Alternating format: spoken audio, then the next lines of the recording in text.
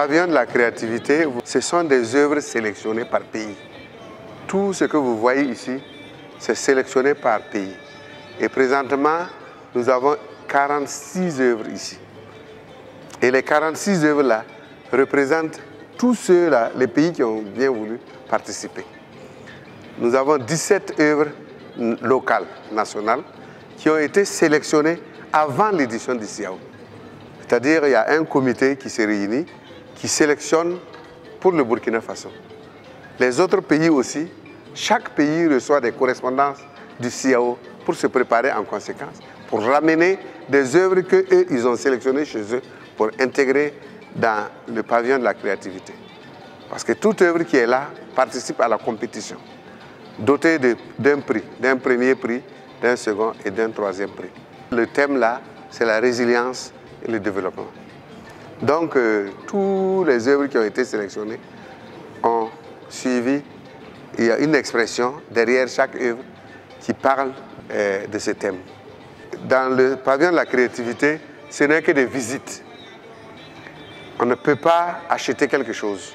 Les œuvres qui sont dans le pavillon de la créativité n'est pas mis en vente. Ils sont mis en compétition. C'est le salon de la créativité.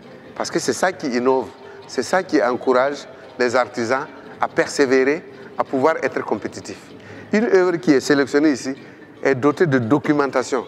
Et dans cette documentation-là, l'artisan doit s'exprimer, est-ce qu'il peut les reproduire en quantité et dans les délais et dans les dimensions. Et est-ce que ce sont des trucs qui peuvent être transportés, qui peuvent voyager. Tout ça, ça fait partie des critères. Nous demandons premièrement que les artisans viennent s'imprégner de l'innovation, des œuvres qui sont mises en compétition, d'évoluer à pouvoir se présenter pour les prochaines éditions. Et surtout, de s'informer sur les thèmes. Parce que souvent, les gens ne comprennent pas telle œuvre nous avons vu dans le couloir, mais pourquoi il n'est pas dans le pavillon de la créativité? C'est par rapport au thème. Chaque édition, il y a un thème.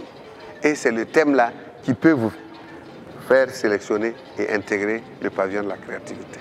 Maintenant, au grand public, c'est de visiter le pavillon de la créativité pour voir qu'est-ce que les artisans sont capables de réaliser. Qu'est-ce qu'ils peuvent faire? Qu'est-ce qu'ils peuvent faire aussi pour les artisans? Quelles sont leurs capacités, leur management? Parce que les artisans ne vivent que de ce qu'ils peuvent produire. Donc nous souhaitons que le plus grand public, les connaisseurs, les intellectuels, les personnes avisées puissent visiter le pavillon de la créativité.